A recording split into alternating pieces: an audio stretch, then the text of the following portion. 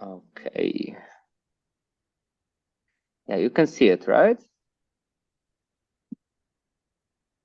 Yeah, it's charging. I mean, yeah. I'm watching travel photography Awesome. reporters. Yeah, awesome. So basically, yeah, travel photography reportage. So that's a bit what we will cover. So it's like, yeah, like what it is, right? Do you maybe know, Hans, what travel photography reportage is? I mean, I have an idea, which is like the traveling photography dedicated more about like for blogs, like for making Mhm. a special how can I say reporters, like for a Mhm. journalism journey for a journal. Yeah, for a journal, for a blog, for a magazine, you see sometimes, those images, but they're more like that they tell a story, right? So basically you can Okay. see, okay, let's say you see, yeah, yourself, let's say, right? That you are like, Yeah. yeah, with your camera, for example, right? You prepare your camera, let's say you are, like putting the lens on the camera. Then the next Yeah. shot, you see you hiking, with more people with cameras. The third shot, it's for example that everyone stands still and takes pictures, right? And the fourth one, you see a landscape of Machu Picchu, for example, right? And then Mm-hmm. the last one, it's like a zoom in on an alpaca that's walking on Machu Picchu. And then the last shot is like if someone is serving you like a pisco sour, for example, on top, of Machu Picchu. So there you get like a whole story, from like preparing your equipment to going up to like in action taking pictures, then the landscape, and then you have like a portrait of another character. So then it makes more the story alive, and you can add text to it, right? So then you have pictures, text, and even video, right? So you can also add a video, for example. It's very cool because then you can put everything together. You can put it like in a blog post or for a travel magazine or just, yeah, like here you can see like an example, right? You can just put some images and someone can get the feeling what's the story. So yeah, good guess. Like it's used a lot like in travel blogging and travel journalism. So we also cover a little bit, yeah, what kind of shots you can take, because imagine if you only take portraits, right? Then it can be a bit boring if you take only like, let's say you go to visit how people make the Pachamanca, right? The Quechua communities in Ojitaitab, or like they're up in the mountains, and then you just only capture the portraits of people. It can be still interesting, but yeah, it would be nice to diversify the shots, to take one shot of the landscape, one of their house, one of the food in the ground, right? One of the clothes, what kind of clothes, the texture of the clothes, of the ice, how, like the people that make it, they're so dedicated into that. Then it makes it a little bit, yeah, bit more alive, right? The story with images. And the same means like not only for different shots, but different angles. You can use your camera from above, from under, like you can switch up the lens. You can use the drone, so you can see that kind of bird perspective. You can use the underwater camera, right? So it's very, Oh very yeah. interesting when you capture different. And you can even put a person in front of your lens that feels like you are like watching through the person, or you put the hands in front of the lens, then you get those GoPro shots, right? The POV shots. So that's actually how Okay. you can make it a bit more, like interesting with different angles. So it's basically where you put your camera, and shots is just more, yeah, you zoom in, zoom out, and from above. Or so basically, yeah, you can also call it a bit like angles. With shots, it's more like how you pinpoint basically your camera.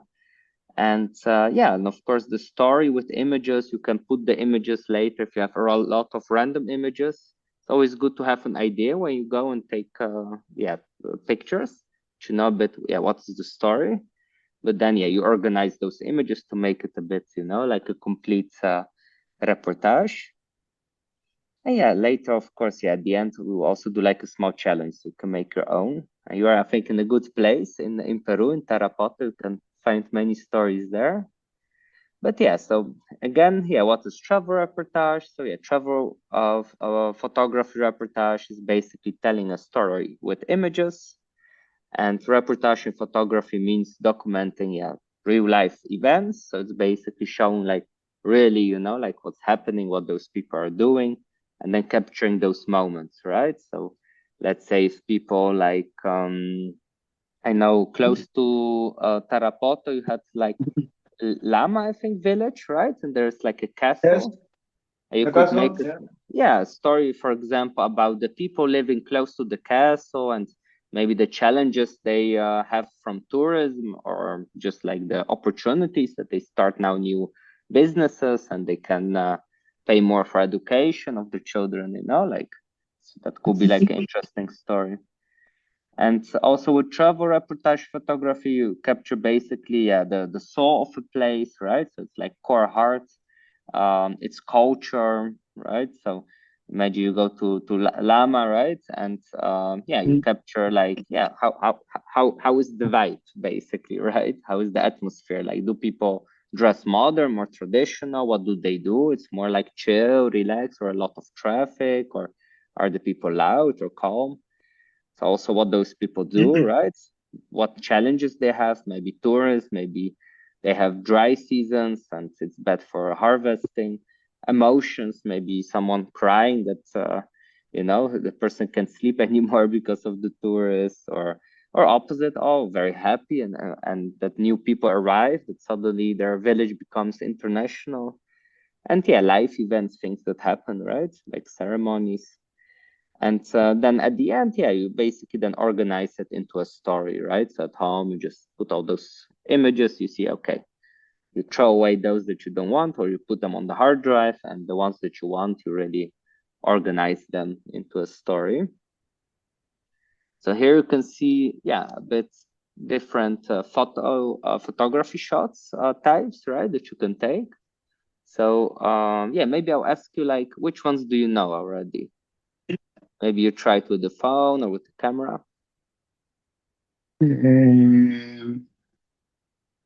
Well, I usually use portrait.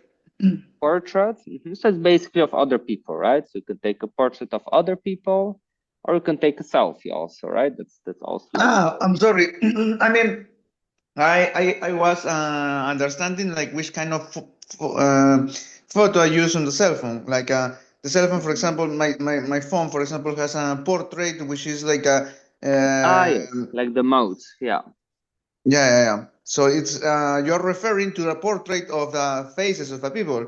Yeah, more like how you take, which shots you take. Do you usually take Okay, the shots. architecture or portrait or close up Yeah, of food or items, yeah. or from above, like, or more Okay, different ones? so the more usual pictures that I take are usually for Instagram, like not Mhm. horizontal but vertical ones. Yeah. Like usually more into the landscapes. Landscapes. Oh, cool. So Yeah. basically, it's called like landscapes, like a wide shot, right? So usually you take a very wide shot Yeah, and but then you can usually capture not horizontally, but vertically. more But vertical. of course, that if I am going to create a travel blog, I am going to need to That's more focus more horizontal. into horizontal, right? Yeah. That's true. Because the funny thing is, like with photography, if you Yeah. make a blog, then for the desktop, it's horizontal usually. But you have programs, you can like cut it off and make it vertical for Instagram. So usually Okay. for landscape, I would recommend to make a horizontal shot and then you can crop it to Instagram. You can always, crop it. It's more Okay. difficult Okay. from Instagram to white. That's more Yes. difficult. But you can do that. And so basically, you can capture like a landscape, then you can like crop it, and then you get an Instagram shot. The same with video. You can make a YouTube video and then crop it into a reel, right? That's usually a bit Yes. easier. But some people Oh. just only take the short ones because you get more, interaction. Yeah. I Mm-hmm. mean, it would be like interesting if I could like be able for recording an horizontal video or YouTube and then crop it for putting onto Instagram in a Mm-hmm. vertical way. Yeah, But is it definitely. possible? Yeah, of course. Of course, you have like CapCut. It's like a very easy to use like application on the phone, and then you can just crop it. So basically you put it in and then it's very fast. You make it like, you know, short. I tried using CapCut like some time ago, but the thing is that I didn't get the results that I wanted. Maybe I will give it a try again. Asking you Yeah, but your and recommendations maybe. other ones could be like Lightroom, maybe you can try.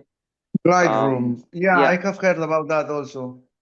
you can try a special. I would recommend, yeah, in the beginning, maybe like a free program. If you really want to make it professional, then you can invest a little bit. But I was using CapCut so much, but the thing is that now it's like a no longer like a for free. It's like asking oh, for really? a what? Yes, it's like they have like a watermark in the Mm-hmm, top mm-hmm. corner Ah, or yeah, top yeah. right, I think. Yes. And now they are Oh, that asking can like be if you annoying. want like get rid of the watermark, pay membership. Yeah, Like, yeah. Then you need to like remove it. Yeah, makes sense. Makes sense. They wanted to maybe make it first for everyone, and then they thought, okay, you know, a lot of people yeah, and know I us was already. using that. I was using CatCap so much, like so many years, really, to be honest. Yes, yes. It's just amazing that it became so popular that now they are asking for that. Yeah, Anyway. makes sense. Other, yeah, also you have GoPro if you like more that kind of action shots. I like to use that for surfing, hiking, you know, like skating. It's also quite Oh, cool. really? Yeah, yeah, I yeah. mean, GoPro. It's I a bought a subscription, I GoPro think, before. but yeah, you get 1 year for free. If you buy a GoPro, then you get 1 year free subscription, I think. Yeah, Really? yeah, yeah, I yeah. mean, I bought a GoPro. I bought a GoPro like before going to the Europe in Oh, August, nice. but I couldn't use it, and Yeah, I didn't saw. I mean, I couldn't use it because I was fixing everything in the app, connecting to my cell phone because yeah, yeah, the yeah. camera has something for connecting to your cell phone. But the thing is that Mm-hmm. I didn't get the memory. Without the Yeah, memory, it doesn't have any kind of internal yeah, yeah. storage for It's true. recording. And I was there in Europe already, and I was unable for recording anything. Yeah, makes. But you recommend like a GoPro better for hiking, really? So GoPro, I recommend it. GoPro is basically actually it's very good for those POV shots, like your point of view. So if you're skydiving, you see the hands or climbing, you know, but also very good Yep. for action shots that you follow someone or undercover shots when you go, you know, like to a bit more sketchy neighborhoods. Then it's small. Someone takes it, yeah, okay, take it, you know, like you don't need to take your phone, right? Because on your phone you have your Mhm. banking and everything. So GoPro is great if you go jungle, hiking, action sports, favelas, you know, dangerous places. Yeah, even like war zones, you know, in the worst case, you know, like with the GoPro, you can, because the police uses usually also like that kind of cameras when they go on the raids, for example, right? Right. So they use because yeah, it's small, it's durable. If something hits it, it will not get destroyed. So I would say yeah, it's basically for action, and it creates that kind of yeah first person view usually, and they are quite good actually. I recommend if Okay. you do a lot of adventure, you know, like high risk places, and yeah, you need to be very mobile. Then a phone can help, but of course a GoPro is even more. Yeah, you can attach it everywhere. So it's very cool. Yeah, I always try to have different ones. You know, phone is for every time, for every day, and usually they're quite good. For, my big photo camera, I use more when I go for projects. So the hotel knows, like, okay, this guy has a professional camera, or for surf photography from a distance with a long lens, or wildlife photography. And yeah, in all other situations, I would say phone is very good, and of course GoPro for like the action more. Or when you go to those, you know, like sketchy markets where they have illegal activities, it's also good to be a little bit less visible, you know, with your camera. So yeah, further All we right. have, yeah, I can maybe explain a little. So landscape, you know it already, right? So it can be a big building, a landscape, or a forest, a Mhm. jungle, right? So I know in Tarapoto you can shoot very beautiful landscape photography when you know the clouds become like beautiful with the mountains. You can shoot all those houses far away, you know, like usually it helps to be like on a viewpoint, you know, somewhere where it's very beautiful. Then other thing, time lapse, you usually think it may be from video, right? Then suddenly it takes yeah a lot of shots, and then you see like a movie very fast moving, right? So you can for example, put a subject, a person in the middle of the street, and stand still. All the people walk around you, and then you can film the person for 5 minutes, and then later you get the result that everyone moves around the person, right? So quite cool for the video. And for the pictures as well, right? You can, for example, put a camera and take a lot of pictures of the sunset. So basically you create a lot of pictures of like how the sun goes up or how a bloom pops, right? Usually I would say it's more for videography, but for photography, you can also put then a lot of those images together. You get like a kind of like a sunrise or sunset. Okay. That's also quite cool. And that's, yeah, a good example for travel photography reportage. You get basically like a whole story, right? From like the night until the day or the opposite. White shots, that's basically when you have the subject. So the subject is like the person or the item, right? So white shot is basically just not the landscape, but just a white shot of the subject. So you can, yeah, for example, if you are standing somewhere in front of the store and I capture you from far away, right? And you can see you there standing. That's the wide shot. Medium shot, it's a bit more closer. So you can see you, for example, standing and then more from the feet and up, right? So that's more the medium shot. And a cool idea for medium shots is, for example, yeah, you can make good examples if you're on a date, for example, right? And maybe you have those wines and pizza, and then you ask someone to take a picture not close to you when you have the food, but you ask the person to go on the other side of the street. And then you have that cozy table, two chairs, for example, you, your partner, right? Pizza, wine. And then the person takes that shot from like the other side of the street, and you see even maybe some cars or people walking, then that table with two people, right? That gets that kind of beautiful shots. It feels a bit like, you know, like you're introducing the person into that environment of two people having lunch or dinner together. So that's actually a very cool idea if you ever want to have that kind of shot, to just go on the other side of the street and then, yeah, you take it instead of, you know, very close. That's also All like, right. yeah, kind of medium wide shot, depends. And then portrait, it's usually a bit more from your chest up, right? So you can see your face, your chest. It's that kind of like portrait picture for your passport, for example. And you can even go closer. It's called like close up. So that means you capture like the mouth, the eyes, you know, like imagine someone's crying or like someone is angry, you know, like the emotions, or someone is shy and has a red face, you know, like, so that then you can really capture cool like those close ups, or even only the hands, the texture. Like if someone is very old and has those, you know, like wrinkles, or like, let's say someone works a heavy industrial job and has like a lot of scars on his hands or tattoos, you can also capture it quite cool. So then it's a bit like a mix of a close up and POV, right? First person. It depends how you capture it. If you capture it just, yeah, just from like the perspective someone is showing the hands, it's more like close up. But if you capture it from the person's perspective, so you feel like you are the character, then it's more like a POV. You know the difference? Like, so close up, it's more from close. POV, it's more like from first person, right?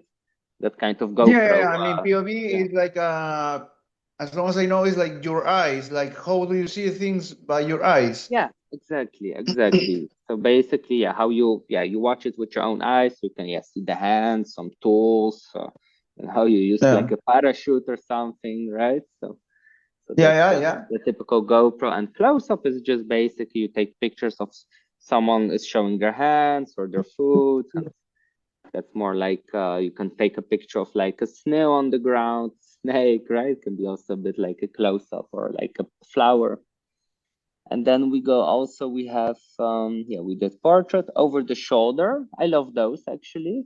It's very cool for landscape as well. So you take basically a picture like a little bit over the shoulder of someone. So you can see the character and then you can see the landscape. So it feels a little bit, you're like kind of a little bit in the shoes of the character by looking at the landscape. And it captures a bit the depth, you know, of the You landscape. mean like taking the picture from behind another person, like putting the camera on the shoulder of another person? Yeah, something like that. Maybe not on the shoulder, but a little bit before. So it's from here, right? Yeah. And then it No, no, no. captures Of a course, of little course, bit. of course. But the thing is that Mhm, what I mean is that you need you are not taking the picture from your shoulder. You're taking the yeah, picture from someone else's shoulder.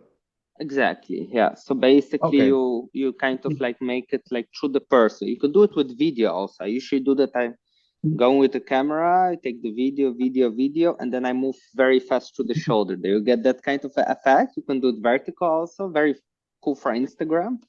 Actually, when I was yesterday, I was taking those over shoulder videos, and then two people asked me, "Oh, can you take the same? Can you take the same?" You know, like because it creates like a very cool effect of like it looks very Really? cinematic. Like maybe you can show me an example of that later. Maybe I don't know, like Yeah, sending one I, video that you have over I there. think I have even like examples here. Let me check. Maybe I can get here one. I have, I think, some because I used it one time for like advertisement, and I had one from Peru actually, a very good one. Let me check if I can find it. It was yeah, I found this one. There's even like a couple ones. So this will be yeah, this is not 100% like over shoulder. I don't know if you can see it. It's Yeah. a bit more like a shot of the character. So that's one idea. And over shoulder, it will be more like this, I would say. A little bit more like that, you know? Ah, okay. But you can, yeah, this is also cool, you know? Then you capture the subject in front of the landscape, and over shoulder, it's more like this, basically, a bit like, yeah, over the shoulder. So it feels like you're watching the landscape. And Yeah. yeah, with the video you go later basically like shoo, past the shoulder, and then the person disappears. Then you move the camera very fast. So you go very slow. So Okay. that's a bit how you film, like very slow. You come closer to the But person. You walk but basically to the what person, then I go mean, to the shoulder. what do you mean when you said the zoom of the shoulder, like from seeing the landscape to then Hmm. go to the shoulder, or from the shoulder to go to the landscape? Yeah, so it's basically yeah, with the video, what you do is let's say you have here the character, right? So you're Yeah, behind. So you yeah, don't zoom in with the camera. You just walk slowly from a bit of distance. When you come yeah. close here to the shoulder, then you kind of move very fast the camera and then capture the landscape. So you get a Ah, bit okay, like, okay, okay, okay, okay. I get it. I get let me it. check if I can get like an effect from it. I think I have, because I was doing lately. Let me check. I had somewhere like one. I will find it for you. One moment. I have because I was yesterday taking some over shoulders actually. I think. Oh yeah, someone else was actually taking from it, so it's like from someone else. But so this is like the over shoulder. I don't know if you can see it. Yes. So you go like someone else did it a little bit, you know, but then a little bit shaky from the side. Usually, I would say it's better to stand Yeah, yeah. like more straight ahead the person, but still it's good, you know. Like I think it's still a very cool effect, you know, because you can see me and then suddenly like Okay. you focus on the building. So that's an over shoulder with video then, right? With photography, it will be just like from the shoulder perspective, like the one that I showed you from like the Humantai Lake in Peru. All right. And That's quite cool. yeah, it's very cool. It's very cool effects because actually it's a very small trick, and suddenly you have shots that people think, wow, you're like a cinematographer or someone, right? Because it looks very like from a movie. Yeah, further we have POV. So this one we had, so it's very cool for action. We are climbing, you know, through the ice perspective, what you said. Close up we had, so it's also very cool because yeah, sometimes people then only focus on landscape or only on the pictures of people, but close-ups are very cool. You can, for example, capture the eye of the people, of the person looking at the landscape. So then you have the eye, the landscape, the portrait, POV, right? Maybe with the camera. So it's very diverse then. And other thing, it's also cool when I was documenting Dia de Muertos, for example, in Oaxaca, Mexico, it's very cool to not only document the people, the huge festivals and the architecture, how they put everything, but also like food, you know, or like from above. You can take good pictures, or you can capture those sugar skills that they sell, you know. So then you get also items and yeah, even items you can make alive. For example, if someone has like a specific item, you can even, you know, capture when there's smoke, for example, with a grill, when someone's grilling, then you can capture like the sausages and see the smoke coming from it. Then you make it a bit more alive, you know, then it feels more hot, more alive, basically. And silhouette, it's also like a very cool shots that you can take. It's usually in the desert. I don't know if you saw those pictures. So usually you take the best pictures when the sun is behind you, right? You capture the Yes. best images, the best colors. However, you can use also the sun in your advantage. So then you turn around into the sun. And when you have a mountain or a dune and the sun goes a bit down, you can capture someone walking on the dune, and then you only see like the shadow of the person, like a silhouette, I think it's called. So especially if you go to Huacachina in Peru, for example, it's very cool to do that. You get that kind of like shadow effects. It's basically, instead of photographing with the sun, you go against it, you know. And if someone's on the mountain, you can on us during a bit the golden hour, like 1 hour maybe before sunset, then you can capture it quite well, or a little bit further down the time. Then also one of my favorites ones, like the bird's eye view. You can do it very cool when you have the window in the plane. You can just capture basically like from the plane, right? Like the bird's eye view. You can capture the buildings or even people walking. Further, you can use a drone. So you can basically take pictures with the drone. I did at one time pictures and videos from surfers. So you could see someone doing a trick on the wave, and then you follow the person with the drone, can take pictures or videos. Usually I would say the coolest for videos, but still can get very beautiful pictures. And sometimes even without the drone, if you're just like you climb somewhere high, let's say, then you can just take from people from above, right? So then you get that kind of like, yeah, good ideas here. Actually, when I was here in Porto, we have here like a balcony. So I went on the street and I captured like this, you know, from above. You can see all those Yeah. people walking, and then you capture people sitting, eating, walking, someone playing guitar. You get like a whole overview of the street, but from a bird instead, not from a distance, but just from like the bird perspective. And yeah, the drone usually is the best, but you can use towers. You can use, you know, you can book like a seat in a plane next to the window, and then if you know that it flies in certain direction, then you can capture maybe like a mountain or a volcano when it's close to the airport. Yeah, good example is Nazca lines. That's like the typical, you know, like the bird's eye view. Further, we Yeah. have low angle. That means that you are low and you photograph the person like more up, you know. So it creates an effect that the person is like superior to you, you know, like if you capture like you know, like someone that's standing like very angry, then you can capture it like from down up, you know, then it makes the person even more scary. And the opposite, what you can do is you can capture the person more from above, a little bit like the bird's eye view, and then basically the person looks a little bit smaller, more vulnerable, more sad. Actually, a good example is, yeah, non-profit organizations usually take pictures of, for example, poor people or someone that had like an accident, or like there was a natural disaster. They usually then take the pictures more from above, right? To show the people like that, yeah, those people really suffer, you know, because if they would take it from down, it would be very weird that you see suddenly that person in a very powerful position. Why it's like the opposite. So that's basically, yeah, low angle, you take up the picture, and high angle, you take it more down.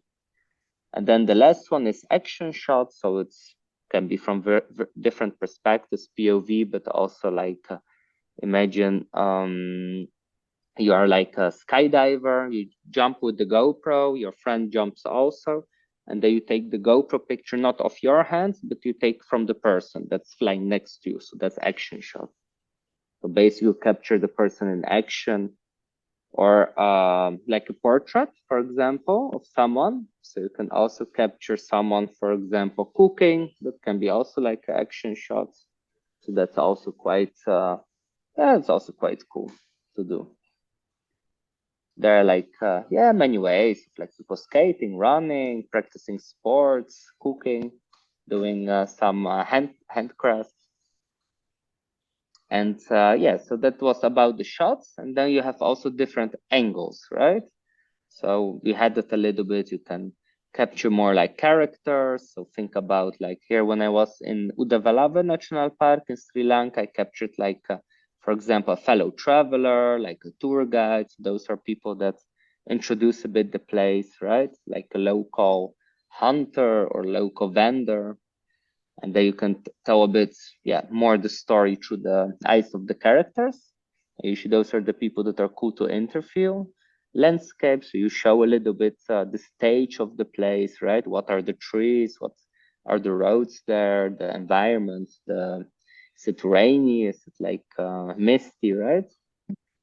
And POV, of course, it's also cool of your own, you know, like hands if you're photographing or if you are like doing some sports, like imagine you do surfing, you can capture yourself with the surfboard in front of you, you know, and it adds a bit more to that story. And yeah, and close-ups, of course, that we had. If you capture the elephant, you can capture like the whole elephant. You can capture the elephant from far away, like in the landscape. I did here a bit different. As you can see, one POV, so you can see my camera capturing the elephant. Then I had the close-up, so I zoomed in on the eye of the elephant. And you can do like a portrait, just the whole elephant, or mid shot, a little bit with the environment, wide shot, even more of the environment. So here you can see a little bit like example of yeah, it's a bit like a mid shot portrait, I would say, this one. So yeah, if you have all those, you know, like pictures, then basically you can like put them all together into a story, right? So then you try to like, if you took a lot of different pictures, then you try to kind of make a story from it, you know, like it's a good example for magazines or for your blog. So here you can see from Costa Rica. Yeah, actually, these two are from Costa Rica. This one is from Iquitos, but just as an example to show like, yeah, first someone's like taking pictures, then he captures like, you know, the slot, and suddenly there's a woman with the slot, and even like the children, you know, they show the animal in different like perspectives. So it tells a little bit of story, right, of that slot. How it goes from like, you know, someone's capturing with the photography, they find it, they spot it, someone maybe adopts it, and some children play later with it. So here you can see another example of different shots, right? So here you can see the shot of the elephant, a close up. Here you can see me with the camera, with those binoculars, you know, like trying to find it. Like here, it's like a close-up of like the elephant apple. It's kind of like a sweet fruit that elephants love to eat. And the last one is like introducing like another character that kind of serves like tea or coffee. Yeah, I think it's tea. I see the bag sticking out of it. So basically, then you can tell a little bit the story of the person that's selling there, for example, the tea to the tourists. Actually, I should have added like another picture because I had another picture, but there was no space anymore with like a monkey drinking from like the tea. Because of course, if you leave it, like the monkeys can come down from the jungle and just eat like the remains. So it happens a lot. And yeah, here you can see, you know, when you organize it, you can also organize it this way, right? So basically you like taking the picture, it's a bit more, yeah, it's not POV, but just, yeah, a selfie basically of you shown with the camera that you're like preparing for action. Then you can see a close-up of the elephant, POV, how you take the shots. Then you can see a bit like a portrait, a bit like mid shots. And here you can see more like a wide shot slash like a landscape shot, right? To introduce more the environment. So people see, okay, you are in the Udavalava National Park. So you see the sky, you can see the road, the nature, the tourists, the elephant. So that's a bit how you can tell the story, you know? So it's very important to shoot from different angles, as you can see. because then you can Yeah. get different perspectives and also different shots, right? So with your hands, with the landscape, with the close-up, portrait, selfie, yeah, special items you can introduce other characters. That makes it also a bit more interesting, basically. And yeah, at the end, a bit like last tips for travel photography in general. Try to use the golden hour, so the light is a bit the softest during that hour. So that's usually 1 hour before sunset, or 1 hour after, like I said, well, yeah, 1 hour after sunrise. So that's, yeah, that makes the light a little bit more soft, so that you can capture more beautiful colors, different angles, variations of shots, and also use your weather to your advantage. So sometimes when I was in Kyoto, for example, it was rainy, and then I could capture very cool like shots of like people walking with the umbrella. So you saw those Edo style wooden houses and those izakaya, so that you capture a little bit depressive Japan, you know, so you get a little bit a different vibe, or a bit Yeah, romantic, different maybe, vibe. you know, with umbrellas. It's like cozy. You can capture yourself with the tea, you know, very cold. Like in Cusco, Yeah. for example, you know, like if it's like suddenly bad weather, it's cold, and then you capture yourself in that alpaca, you know, sweater, that with the coca tea that you're like drinking it, and then you know, like a red nose, and you can see that, you know, sad from the high altitude sickness, you know. So yeah, that's actually like a picture that I published, like on in the Columbus travel magazine. So usually, yeah, when you capture yourself a bit vulnerable, people like that because they can see like the real story of like the traveling. That sometimes it's not all about cool pictures and adventures. Sometimes it can be just, yeah, sad reality of like food poisoning, or like you know, like traffic jam, or headache, or like high altitude sickness, or your a broken backpack, suddenly a zipper of your backpack, you know, like those moments are very good to capture because people can relate to it, you know. You have nice memories from traveling, but also you have, yeah, sometimes just things happen, right? Like Yeah. blisters. So I think that's cool to capture it. And yeah, but the last third ones, yeah, those emotions, right? Action. And when you go and check in into a hostel, you can capture like all the people with the sweaty, you know, like towels hanging like in the dorm room. You can capture that vibe, for example. You can capture, you know, like the characters, the person behind the reception, you know, or someone like preparing a meal. You can capture like action of, you know, like people that are unpacking their backpacks or organizing, you know. So that makes it a bit more alive. And the last two ones, a bit more technical things with photography. It's like following the leading lines, basically. So sometimes in the landscape, you can see some lines. So that means you have a road, right? So two lines go into like that direction, for example, with the road, right? It's a bit geometry. But that Yeah. means the same if it's not a road, but just buildings that go like this. It also creates a feeling of a road, right? Even if there's no roads. So sometimes it helps to, with your lens, to capture those lines. And it has to do with the psychology a bit, how our eyes work, how more easy the picture is, how more we like it. Because if you overcomplicate it, then people don't like it because they get a little bit, you know, like chaotic in their head. So usually with photography, people like to have those lines, you know, that they see like, okay, the road goes like this, or the buildings go like that, or the landscape goes like this. So usually it helps to follow those lines with your camera. And then the third one is rule of thirds. So it helps also to not like put the subject only in the middle, but you can put it a little bit, you know, on the 1/3 of the frame, basically. So that's like, yeah, it will be like here, something, you know. So that's also a way that, yeah, you scan a bit the picture, and then, yeah, you capture here the subject.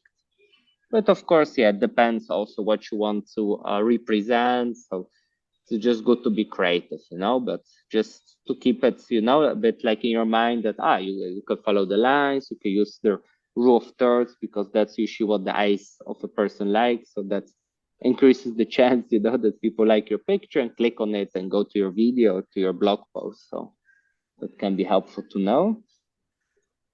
Yeah, so that was it about the travel photography reportage. And yeah, for the next session, we do like a challenge, and that will be to make your own photography reportage and telling a story with your images.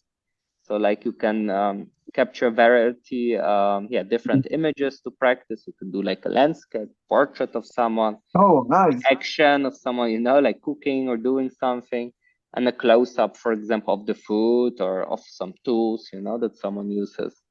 So that's a All bit, right. How many pictures well, should it be? oh, you can choose yourself. Like it's a bit like you need to think maybe first, where would you like to publish it? Do you want to publish it in an Instagram, like, like a roll? Maybe you have only 4 or 6 that you can put. Is it for a travel magazine And or usually, blog? I mean, when I post on Instagram, I usually post like 7 or 10. Yeah, that should be also fine. Also, like with stories, you can put, like for example, here in Porto, like the wine is popular, right? So Porto wine. Huh? So basically, you can capture like an image of like the whole city with the boats, like that have those barrels and that moves, so you can capture like Oh, the yes. landscape. Then Um, you go closer and you capture someone, carrying the barrel, Then yeah. you capture like the barrel from very close with that, Mhm. with the wood and everything. The texture, for example, that it's a little bit rotten because it's an old barrel, and then you can capture someone that's like repairing the barrels, for example, because you have also people that repair the old barrels. They replace the wood, and put that ring of metal Yeah. around it. And then at the end, you can capture, someone pouring the wine and you, for example, doing the degustation, of the wine. So then you have different, like angles from action to portrait to landscape to like close up. So then you can really tell a story from like, like arriving in port to seeing like people moving those barrels, like of wine, of Porto wine, and someone carrying it, someone repairing the old barrel, and then someone pouring the wine to, like the local tourist or you as a travel journalist. And then you, like doing the degustation, for example. I think that's a good example, of how you can take the pictures and you can think about. It depends of you, right? I mean, you want to publish 15, that's fine. You need to think where you want to publish it on Instagram. Is it just like 4 or 5 pictures in the magazine or your blog? You can even put 20. It depends how long your blog is. If you also put text and video, so it's like totally free, up to you. How you want to do it. Okay. Okay. Okay. I think, if you Uh, want, you can upload later in the portal. You can tag me, on Instagram would be very cool. I think it's a nice challenge. And in Terrapot, you can find for sure many cool yes, it's a stories. very nice, useful tool, really, to be honest. Yeah, I yeah. wanted to ask you, Igor, like, do you have any video or any tutorial there, like how to create your travel blog? Like, I mean, Mm-hmm. step by step, like the website, how to start, like how to Yeah, make, yeah. like, organize your interface for your travel blog. I think I have actually, because we will do also like a module actually about how to start your travel blog. I think it will be the 4th one. I'm not sure. Would need to check. So then I will teach you like step by step how you put your domain, how you register. So then I can help you, to do it. But if you want to start even today, then I would recommend to use WordPress.com at the beginning. That's a bit the easiest. So basically you WordPress, can create, WordPress.com. You just click on it, WordPress.com. And yeah, you have like, first what you need to do, I think, is like putting your domain name, and it's first for free because they put WordPress.com behind. So right? you can put, for example, imagine you want to be an expert in Tarapoto. You can put Tarapoto guides, for example, right? And then then Yeah, you go further into that, and you can even design like your whole website. So then you can add like the header, like the title, you can yeah. put the cover, So, for example, like I a am right picture. now, I am taking WordPress. Hmm. Yeah. Like Yeah, for yeah, example, I am checking WordPress now, so it should be like I don't know where. check. in I'll the just begin, empezar. I will check for you. One moment. I'll I just stop sent the you that recording on the and WhatsApp. let me check. Yeah, One okay, moment. okay.